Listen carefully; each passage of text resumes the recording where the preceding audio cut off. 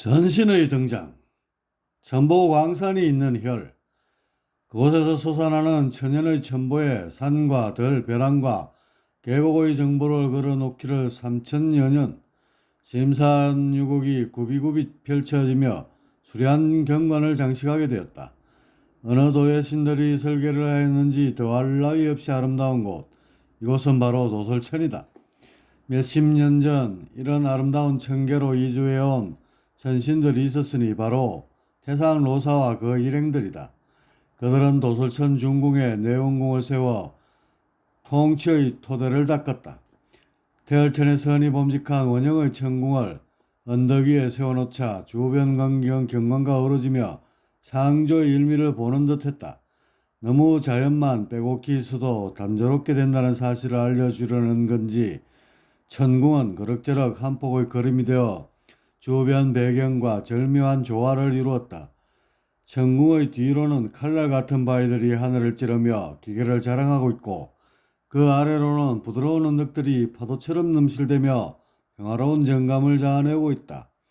언덕과 언덕 사이로는 너무 맑아 바닥이 훤히 드러나 보이는 청계가 졸졸 흐르며 시각과 청각을 즐겁게 했고 그 주변을 따라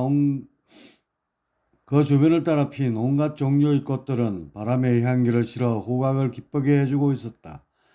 태산로사는 가끔씩 짬이 나면 이곳 언덕을 따라 걸으면서 사색을 즐겼고 점점 안정되어가는 도솔천의 모습을 떠올리기라도 하면 입가에 온몸이 웃음이 절로 배어나왔다. 이곳 천계엔 전신들이 대략 500여 명 정도 모여 사는데 얼마나 산속이 좋으면 웬만해선 콧바퀴도 보이지 않았다. 그래도 시끌벅적하며 사는 느낌이 물씬 나는 곳은 저 아래 선계였다. 그곳엔 3000여 명의 신선들이 운집해 살고 있는데 심산유곡만 고집하는 것이 아니었어 제법 마을이나 도심이 갖추어져 있었다. 얼마 전부터는 시장도 생겨나서 온갖 진귀한 것들을 접할 수 있게 되었다. 신선들이 주로 맡아 하는 인간 세상의 교화도 차고 없이 돌아가고 있었다. 산신들은 제각기 맡은 직위를 잘 관리하여 명기가 남용되는 일이 없도록 하였고 용신들은 수기를 다스려 상극이 과도하게 넘쳐나지 않도록 조절하는 역할을 했다. 하지만 간혹 사심이 거득한 산신이나 용신들로 인해 골치 아픈 일도 벌어졌고 이럴 때면 원궁에서 관리를 파견하여 견제와 조정을 하였다. 명부는 그곳을 맡고 있는 반초가 워낙 유능하다 보니 지금껏 별 문제 하나 없이 잘 돌아가고 있었다.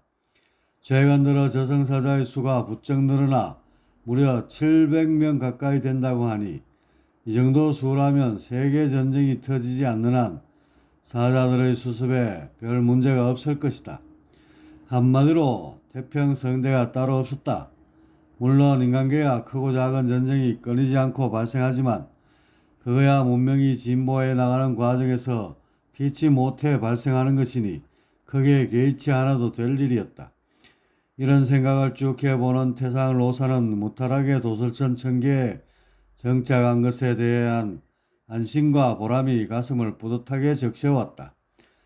그러던 어느 날 천계의 한 구석에 못 보던 천신들이 수십 명 모여있는 광경이 시야에 잡혔다. 태산로사가 천관들을 대동하여 성계를 둘러보고 돌아오는 길에 수미산 동편 한 자락에 무리를 지어있는 천신들을 발견한 것이다. 모두들 독특한 문양이 순화진 배기를 치렁치렁 걸치고 있는 품새로 보아 같은 문화를 공유하는 자들 같았다. 태산로사는 호기심에 방향을 틀어 그들이 있는 곳으로 향했다. 처음 보는 천신들 같은데 어디서 오신 것입니까? 태산로사가 무리가 모여있는 곳으로 가볍게 착지하며 말을 건넸다. 그를 따라 환적과 몇몇 천관들이 내려와 태산로사의 뒤편에 꼿꼿이 섰다. 저희는 울류천단에서 방금 전 도착했습니다. 그런데 그쪽은? 푸른빛이 감도는 낯빛에 계란처럼 둥근 얼굴 그리고 커다란 눈망울과 오똑한 콧날을 지니고 있는 사내가 대표로 말을 건넸다. 그런데 이런 외형은 수차례 본 적이 있는 태상로사였다. 그는 한눈에 이들이 태열 1 해정천 출신임을 간파할 수 있었다. 저는 이곳 도솔천 중궁에 거하고 있는 태상로사라 합니다. 태상로사는 일단 인사부터 해야 할 것 같아 궁금증은 꾹 눌렀다. 저는 시바라고 합니다. 실례지만 고향별이 태열일 해정천이 아니신가요? 태상로사가 어느 정도 안다는 듯한 표정을 지으며 물었다. 그렇습니다. 다만 우여곡절 끝에 고향별을 떠나 울류천단에 정착하게 되었습니다. 허허. 그렇다면 범천대성의 제자분들이시겠습니다. 이 대목에서 태상로사 역시 확신이 들지 않았는지 상대의 눈치를 보면서 말을 이었다. 맞습니다. 저에 대해 잘 알고 계십니다. 그려. 허허. 시바가 살포시 미소를 보이며 그의 예리한 눈으로 태상로사를 바라보았다. 그의 정치에 대한 의혹이 인 것이었다. 저는 태열천에서 천관으로 오랜 세월을 지냈습니다. 그러다 보니 천당 곳곳의 역사를 접하게 되어 이렇게 아는 소리를 좀 하게 되었군요. 그런데 이곳 도솔천엔 의인이십니까? 저희가 소풍이라도 온 것처럼 보이지는 않으셨겠지요. 허허. 시바가 눈매를 번뜩이며 의미심장한 눈빛을 흘리자 태산로사의 가슴은 콩닥콩닥 뛰었다. 혹시나 도솔천단을 염탐하러 온 것은 아닌지 의심이 든 것이다. 얼핏 봐도 무공에는 일가견이 있어 보이는 목전의 천신들인지라 더욱 경계심이 들었다.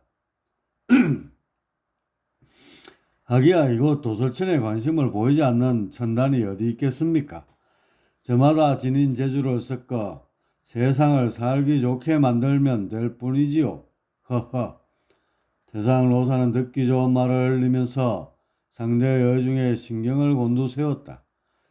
어르신 말씀입니다. 그래서 저희도 교화에 관여할까 싶습니다만. 교화요? 시바가 노골적으로 도솔천의 역사에 관여하겠다고 표하자 태상로사는 고성으로 되묻지 않을 수 없었다. 자칫 하다가는 갓 잡은 천궁의 토대가 흔들리지 않을까 싶었다. 범천 같은 거대한 인물이 관여한다면 자신은 그저 변방으로 물러나 조용히 칩거나 해야 할 판이었다. 너무 걱정하실 필요는 없습니다. 이곳 도솔천단을 송두리째 교화할 생각은 없으니까요. 다만 한 가지 문화로 도배되는 것만은 좌시할 수가 없어 일부 지역만 저희가 관여하려 합니다. 일부 지역이라면요. 인더스강 유역입니다. 그곳에 저희 문화를 심어 대대로 계승되도록 하고자 합니다. 그것뿐입니까? 태상로사가 알고 싶은 부분이었다. 저들이 인더스 문명을 일으켜 인간계를 송두리째 자신들의 문화권으로 흡수할지 누가 알겠는가? 앞서 말했지만 세상이 아름다우려면 여러 색이 어우러져야 할 것입니다. 그 여러 가지 색 가운데 한 가지 색을 저희가 맡겠다는 것이니 염려하지 않아도 될 것입니다. 허허. 시바는 태상로사의 의중을 훤히 안다는 듯 말을 건네고는 그 뒤에 뻣뻣이 서 있는 환적을 쳐다보았다. 잠시 그를 썩 훑어보고는 입가에 미소를 흘리는데 그게 그러니까 상대의 전투력을 읽고 별것 아니라는 표정 같았다. 이런 낌새를 느꼈는지 환적이 고개를 살짝 갸웃하면서 그 역시 웃음을 내비쳤다. 가소롭다는 뜻이 담긴 거였지만 시바는 그 이후로 환적에게 눈길조차 주지 않았다. 일개 무신 따위를 상대할 만큼 낮은 지위가 아니었기 때문이다. 그 역시 한 행성의 상제로서 군림하고 있지 않던가. 또한 무공이라 하면 천상대전을 넘나들면서 뼛속까지 각인되어 있는 그였고 말이다. 이왕 오신 김에 저희 천궁회를 들러 곡차라도 한잔하고 가시는 게 어떻겠습니까? 태상로사가 이참에 친분을 쌓으려는 듯 웃는 낯으로 말을 건넸다. 앞으로 자주 보게 될 터이니 서로 낯을 익히는 것도 나쁘진 않겠지요. 시바는 흔쾌히 태상로사의 초대에 응했다. 이후 시바는 태상로사의 안내를 받아 내원궁의 별실로 자리를 옮겼고 그와 더불어 사내 진미를 안주로 삼아 선주를 나누었다. 수하들은 청관들의 안내를 받아 도처에 마련된 접대실에서 융숭한 대접을 받았다. 대화 도중에 태상로사는 시바가 울류천단의 한 행성에서 상제로 있다는 사실을 알게 됐고 그때부터는 그의 호칭에 각별히 신경 썼다. 시바 상제님, 그렇다면 범천 대성께서는 어떻게 지내고 계십니까? 우주사에 흔치 않은 흔적을 남긴 거목이신데 그분에 대해서는 좀 채 아는 바가 없었어요. 아직도 언둔하고 계신 것입니까? 사부님의 성정이 워낙 나서는 것을 싫어하시니 아, 그러셨군요. 근데 범천 대성의 제자들이 많다고 들었는데 시바 상제께서만 이곳 도설천에 관여하실 작정이십니까? 태상로사가 알고 싶은 건 바로 이거였다. 얼마나 많은 세력이 이곳을 왕래할지가 초미의 관심이었다. 다들 관심이 없어서 하는 수 없이 제 벗 한 명만 더 이곳을 왕래하게 될 것입니다. 벗이라면 비순이라 하지요. 그는 현재 울류7 수주천을 맡아 다스리고 있습니다. 아, 그러셨군요. 아무튼 비순상제 역시 이곳을 왕림하게 되면 필히 연락을 주십시오. 손님 대접을 제대로 못하는 것만큼 불명예스러운 일도 없으니까요. 허허. 태상로사는 은근슬쩍 손님이란 말을 써서 엄연히 이곳 도솔천의 상제가 자신임을 내비쳤다. 그러거나 말거나 시바는 취향에 취해 우선꽃이 거덕했다. 바로 이때 갑자기 별실의 문이 열리면서 천관 한 명이 다급하게 물어왔다. 상제님, 큰일 났습니다. 무슨 일이라도 생겼습니까? 태상로사가 시바의 잔을 채우면서 점잖은 어조로 물었다. 벌써 여러 잔을 마셨더니 태상로사의 콧등이 벌겋게 달아오고 있었다. 인간이었다면 필시 딸기코를 달고 있을 품새였다. 글쎄, 저항군이 중무장을 하고 성문 앞에 나타났습니다. 그 수가 무려 50여 명은 되어 보입니다. 저항군이라는 말에 태상로사는 심히 놀라지 않을 수 없었다.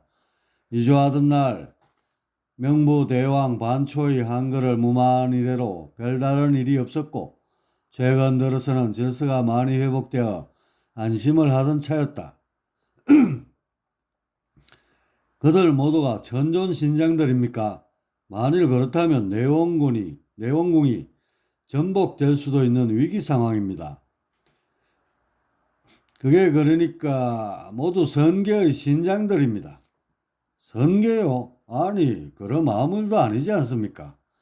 그냥 전존신장 한두 명 앞세워 잘 타일러서 보내면 될 일인 것을요. 선계의 신장들은 수십, 수백 명이 몰려와야 그다지 위협이 되지 않는다. 비유하자면 10살짜리 어린아이들이 칼을 들고 설치는 꼴이랄까. 이런 때 20살 장정에 해당하는 전존신장 한두 명이 나가서 호통을 치거나 잘 타이르면 된다. 재상불 1003사라는데 상제인 자신에게 이런 소사마저 보고하는 청관의 무능함에 한숨이 나왔다. 하지만 목전의 시바를 의식해서 꾹 눌러 참았다. 예, 분부대로 하겠습니다. 청관은 예를 갖추고는 불이 났게 신장궁을 향해 달렸다. 허둥대는 꼴이 이곳 도솔천에 이주하여 난생 처음으로 관직을 맡은 듯 했다. 한편 내원궁의 성문 앞에는 벌써 한판 싸움이 벌어지고 있었다. 천궁을 찾아온 신선들은 차원의 압박을 무마해주는 천의를 걸치고 그 위에 갑옷에다 투구까지 섰다. 제각기 무기들을 꼬나들고 금세라도 성문을 부수고 진격할 태세였다. 이런 모습을 성루에서 내려다보던 한 신장이 가소롭다는 듯이 아래로 내려와 성문을 활짝 열었다. 영역이 7.5천에 이르는 천존신장으로 이름을 영태라 했다.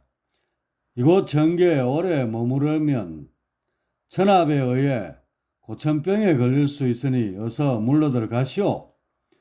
영태는 귀찮다는 표정을 지으며 손을 휘휘 저었다. 마치 투정을 부리는 어린아이들을 달래는 모습이었다. 바로 이때 소뿔이 달린 투구를 쓰고 있는 건장한 사내 한 명이 앞으로 나왔다. 신선들은 투구 모양 때문인지 그를 일러 우두머리라고 불렀다. 이곳은 엄연히 도솔천의 천공이거늘 무슨 이유로 주인의 허락도 없이 남의 집을 강탈하는 것이오. 우두머리 사내가 성문이 울릴 정도의 커다란 음성으로 일갈했다. 영태는 이런 겁없는 사내를 보고는 어이없었는지 실소를 내뱉었다. 신선 나부랭이가 어느 안전이라고 감히 천신 앞에서 얼음장을 놓는 것인가.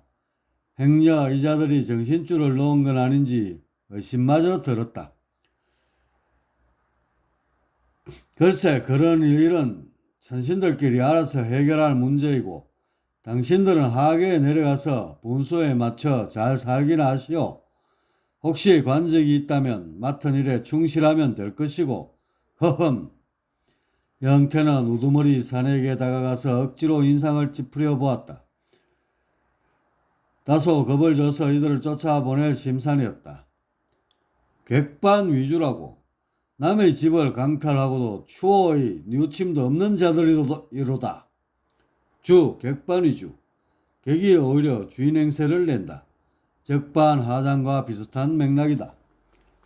우두머리 사내는 두 눈을 부릅뜨며 영태를 쏴봤다.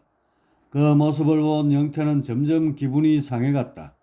아무리 어린아이라고 해도 그 분수를 모르고 날뛰게 되면 회초리로 다스려야 하는 법. 영태의 손은 어느덧 허리춤에 차고 있는 검에 이르렀다. 손을 살짝 허리에 가져다 대자 마치 자석이 붙듯 검이 손바닥에 철썩 붙었다.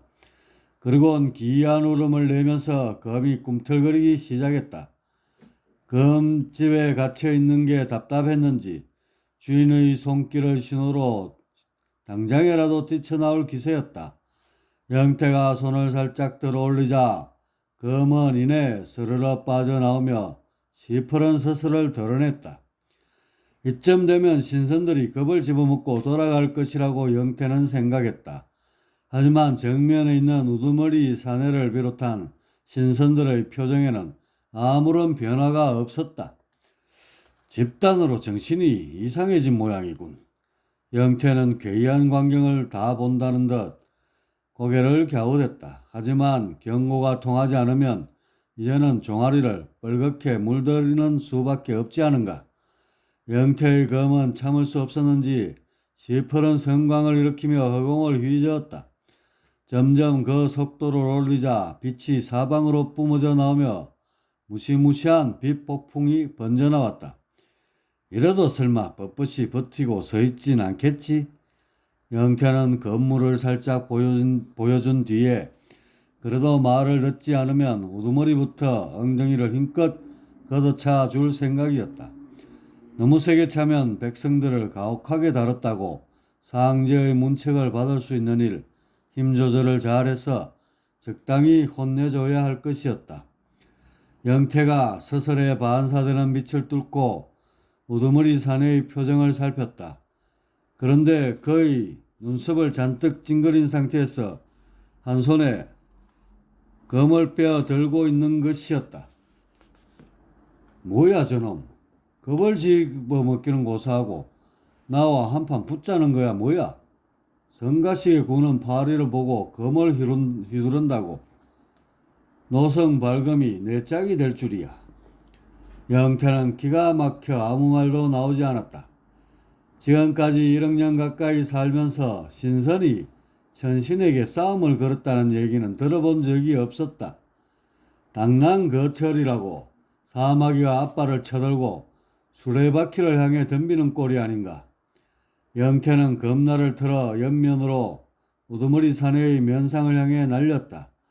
어른이 어린아이를 맞아 싸웠다는 소리를 들으면 그런 창피와 모욕이 없을 것이다. 따라서 그냥 머리나 몇 대 지어 박으면 되는 일이었다. 그런데 영태의 검은 허공만을 갈랐고 그 틈에 우두머리 사내의 검이 뚫고 들어왔다. 영태는 위급함을 느끼며 본능적으로 허리를 틀어 검을 비껴냈지만 우두머리 사내의 뒷발에 정강이가 걷어차이며 균형을 잃고 뒤로 물러섰다. 이와 동시에 우두머리 사내의 검이 매섭게 허공을 갈랐다. 영태가 검을 올려 막자 강한 불꽃이 튀기며 기장이 찢어지는 듯한 굉음이 터져나왔다. 손에서 느껴지는 짜릿한 충격. 천존신장들끼리의 맞짱에서나 흔히 맛볼 수 있는 묵직한 파워였다. 이놈이 그 정말로 신선이 맞는 건가? 영태는 눈을 둥그렇게 뜨고 우두머리 사내의 이곳저곳을 살폈다. 신선으로서는 이런 힘을 낼 수 없기 때문인데 아무리 봐도 영락없는 하계의 신선이었다. 아, 이건 우주의 돌연변이로구나. 영태는 기겁을 하면서 공수의 자세를 재빨리 취했다. 6살짜리 어린아이가 무술을 익힌 20대 장정을 상대로 하여 힘에서 밀리지 않는 기이한 현상이 발생한 것이다. 재미하면 어떠미 싸움 구경이라 했던가. 일개의 신선이 천신을 대적하자 모두들 호기심이 발동했는지 성문을 박차고 우르르 몰려 나왔다. 성루도 어느새 천신들로 가득 찼다. 이런 주변의 분위기를 알아차린 영태는 자존심이 한없이 구겨져 내렸다. 단 일격으로 혼쭐을 내주리라. 영태는 빠르게 몸을 회전하며 번개처럼 검을 날렸다. 신선의 눈에는 결코 포착될 수 없는 속도였다. 한 줄기 빛이 되어 그대로 우두머리 사내의 몸을 뚫고 지나갔다. 모두들 숨을 죽이며 결과를 바라보고 있었다. 아, 그런데 우두머리 사내는 허리 측면의 갑옷이 찢어진 것 외에는 멀쩡하지 않은가? 여기저기서 탄성이 터져나왔다. 박수와 함께 환호성도 들렸다. 신선이 천신의 일격을 피했으니 이보다 더 진귀한 광경은 없을 것이었다. 영태는 자신의 검이 빗나갔다는 사실에 당황하지 않을 수 없었다. 별의별 생각이 찰나에 스쳐 지나갔고 그 와중에 영태는 온몸에 다시금 힘을 모았다. 설마 2번이야 피하겠는가? 영태의 2차 공격이 펼쳐졌다. 발을 살며시 퉁기며 진동을 일으키더니 몸이 좌우로 빠르게 움직이기 시작했다. 자신의 위치를 숨기며 일합에 적을 쓰러뜨리기 위해 뭔가 수를 서는 모양인데 신선을 상대로 이리 한다는 것 자체가 이미 망신살이 뻗친 거나 다름없었다.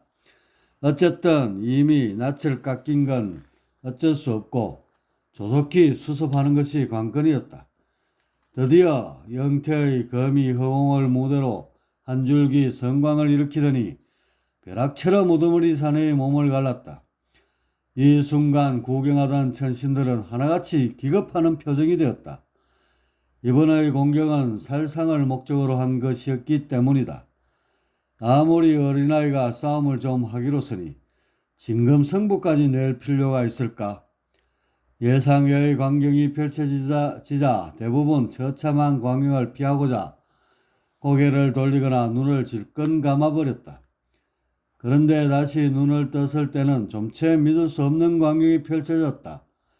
우두머리 사내는 멀쩡히 서 있었고 오히려 영태가 배를 부여잡고 가쁜 숨을 몰아쉬고 있지 않은가. 우두머리 사내는 영태의 검을 피하면서 그의 옆구리를 검으로 가격한 것이었다. 모두들 못 믿겠다는 표정으로 시선을 우두머리 사내에게 고정시켰다. 저자가 정말로 신선인 게 맞나? 도대체 정체가 뭐지? 전신이다. 타고난 사음꾼이야. 뭐 저런 돌연변이가 다 있지. 여기저기 탄성이 터져 나오며 우두머리 사내에 대한 궁금증이 폭발했다. 사태가 더욱 심각해진 것을 깨달은 영태가 사생결단을 낼 각오로 다시금 자세를 고쳐잡았다. 우두머리 사내 역시 이글거리는 눈빛을 뿌리며 끝장을 낼 기세였다.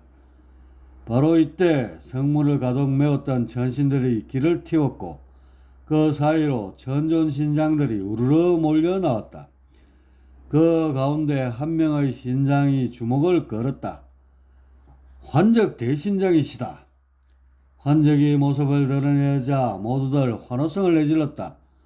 도설천 중궁에 무사히 입성할 수 있었던 것도 따지고 보면 환적의 공이 아니었던가. 환적은 전존신장들을 물리고 앞으로 나섰다. 그리고 한눈에 우두머리 사내의 기운을 읽어내렸다. 무골이다. 그것도 불세출의. 환적은 눈앞에 버티고 서 있는 일개 신선의 기운을 살피고는 놀라운 발견에 온몸이 후끈 달아올랐다. 수억 년 동안 무도를 연구하며 살아온 그가 아니던가. 여태껏 이 정도의 무골은 보도 듣도 못했다. 우주 변방의 도솔천에서 이런 돌연변이가 나오다니 경이로운 일이 아닐 수 없었다. 그대는 어디 출신인가? 환적은 정중하게 물었다. 혹시나 다른 외계에서 오지 않았나 하는 생각에 쓰였다. 나는 배달족의 천황을 지냈고 현재는 백두산의 산왕 대신으로 있는 치우라 하오. 치우라. 이곳은 응당 도설천의 천공이거늘 무슨 이유로 남의 행성을 찬탈하려 하는 것이오? 치우는 조금의 물러섬도 없이 당당하게 자신의 소신을 내뱉었다. 전신들의 몸에서 뿜어져 나오는 빛도 치우에게는 한낱 장식에 지나지 않았다. 두려움이라고는 일모도 찾아볼 수 없는 치우의 눈빛에서 불굴의 기백이 넘쳐났다. 오해가 있는 모양이군. 우리는 이곳 도솔천의 명부 대왕을 비롯한 수많은 천신과 신선들의 동의를 얻어 정착한 것일세. 그들이 어찌 도솔천을 대표한다는 할 것이오? 응당 도솔천의 대표라면 인간계의 중심인 우리 배달족이 되어야 할 것이외다. 배달족? 배달족은 최근에 진화족을 물리치고 동방의 패권을 장악하고 있는 민족이었다. 내 허락을 받지 않은 일체의 행위들은 모두 무효이외다. 허흠. 치우라고 자신의 이름을 밝힌 우두머리. 그는 인간이었을 적에 황제 헌은이 이끄는 진화족과의 치열한 전쟁을 통해 세상에 알려지게 되었다. 당시 동방의 패권을 장악한 황제 헌은은 그 세력을 동북방으로 뻗치다 배달족의 치우와 맞부딪히게 되었다. 쉽게 제패할 수 있을 것이라 여겼지만 오히려 치우에게 계속해서 밀리며 적지 않은 영토를 내주어야만 했다. 황제 헌은은 남방으로 밀려 내려갔고 결국 동북방의 패권을 치우의 배달족에게 넘겨주고 말았다. 치우는 천황이 된 이후 통치에도 힘써 백성들의 한결같은 지지를 이끌어냈고 사후엔 백두산의 산왕 대신이 되어 배달족의 수호신으로 남게 되었다. 전쟁의 신이라 불리는 치우. 그는 어느 날 도솔천에 내원궁이 세워졌다는 소식을 듣고는 분기를 참을 수 없었다. 도솔천의 터줏대감이라 자처하는 그는 각지의 산신들을 모아 군대를 꾸리고는 청계로 곧장 쳐들어왔던 것이다. 자네의 그 기백만은 대단하군. 허나 청계의 일은 천신들이 알아서 할 것이니 자네는 그만 성계로 돌아가게나. 환적이 타이르듯이 말했다. 하지만 내심 치우의 무고를 시험하고 싶은 마음도 들었다. 역시 치우는 그 자리에서 꿈쩍도 하지 않으며 끝까지 한가할 뜻을 몸으로 보여주고 있었다. 부지지 이항룡이로세. 적당한 때에 멈출 줄을 모르고 무조건 끝장을 보려 하는구나. 이렇게 생각한 환적은 고개를 끄덕이고는 터벅터벅 걸어서 치우를 향해 나아갔다. 치우의 코앞에 이르자 환적은 손을 천천히 내밀어 그의 어깨를 잡았다. 치우가 왼손을 들어 어깨를 잡은 환적의 손을 뿌리쳤다. 하지만 환적의 손은 미동도 하지 않고 치우의 어깨를 더욱 조여 들어갔다. 전투가 벌어진 것을 직감한 치우는 오른손의 검을 재빨리 날려 환적의 몸을 뚫었다.